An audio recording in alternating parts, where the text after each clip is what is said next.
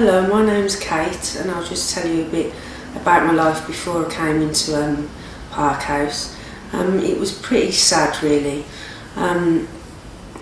Every day for 13 years I used heroin, and a lot of those days it was crack as well. And my life became just a monotonous state of going out, earning money, stealing, going to sell that stuff and then waiting on street corners for dealers who took forever, and then using, thinking that it'd make me feel better, and in the end it didn't make me feel better at all. I became really sick, the drugs weren't working anymore. I didn't have no pride left in myself. I used to get up every day, put the same clothes on, because my first thought was to go out and get the means to use. No family values or anything anymore. Stole off my family. And basically my life was just going to pot. I ended up going to prison a few times, one for quite a long period, and that didn't stop me. But in the end I ended up in hospital with a DVT and an infection, not being able to walk, really ill, on the verge of death apparently. I didn't know this at the time, but that's what they told my parents. And even that didn't stop me. I knew I had to do something when I was in the hospital and I couldn't walk. They were telling me I was going to lose my leg, and still my only thought was how fast the dealers could get up to the exit of A&E, and using in the toilets of the hospital, limping around in a wheelchair and stuff. Just got to a point of desperation that it was like doomsday every morning that I woke up, that dread, that here we go again, the same routine, having to do the same stuff, and just dying inside really. That's what it was like. A horrible state of affairs. My name's Layla. Well, my life before coming here was pretty rubbish, to be honest. I was very isolated, and I was in prison all the time, and it was pretty rubbish. Got into drugs when I was hard drugs when I was about 21, and I ended up getting into drugs when I just had my first daughter. And basically, I just, started injecting, and, I neglected my daughter, which as a result she was taken into care. And from then my life just went totally out of control. The last 10 years I've spent a lot of time in prison. I couldn't get clean, abusing myself, with, sticking needles in me, and just really desperate times that I look back now and I think, God, I can't believe that some of the things that I did, and it was just really hard. I had like a few associates that I used to hang around with, but it wasn't, I never really had anybody. It was just me on my own, drinking and taking drugs really.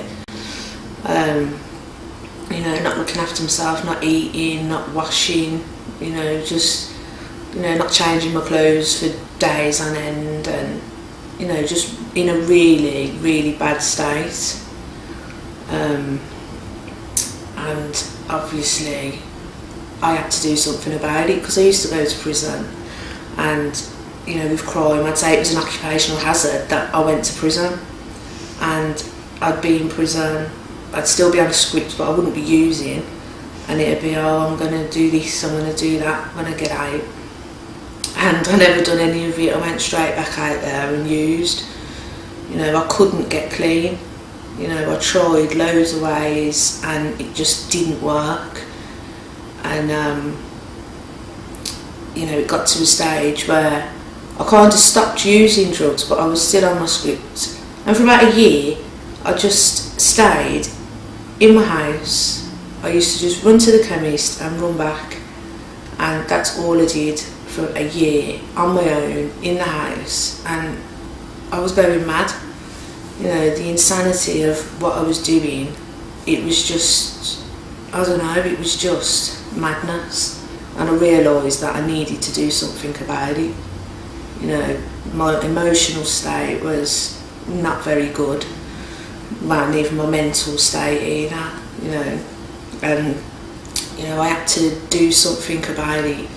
You know, I'd had my drugs workers and they'd always been there, but I didn't want to do anything myself, so they couldn't do anything for me. And I used to say, oh, I've been with these for this long and they've done nothing.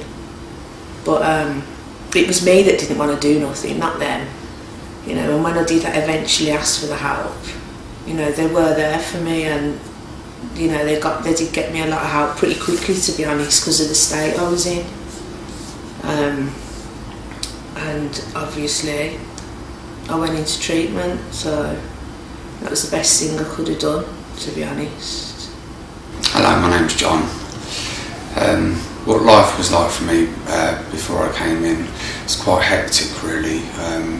My mum, my dad didn't trust me because they knew that I was on drugs, and they didn't know how to take me, really, whether I was going to be up one day or down another.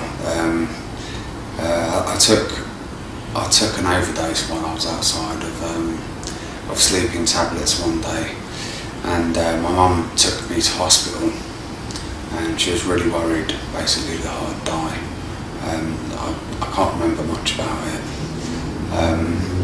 but I was doing like snow stars in the hospital, and snow angels, in the hospital, and yeah, I wasn't very well. I wasn't very well when I was doing it, and also I was trying to go to meetings like Narcotics Anonymous, and I couldn't get a day clean. I was trying to get clean, and I was going there basically either on methadone or on heroin and crack, and I just couldn't get clean. I tried to go to meetings to get clean, but I just couldn't do it, so I needed to get help. I was getting appointments with my drug worker, and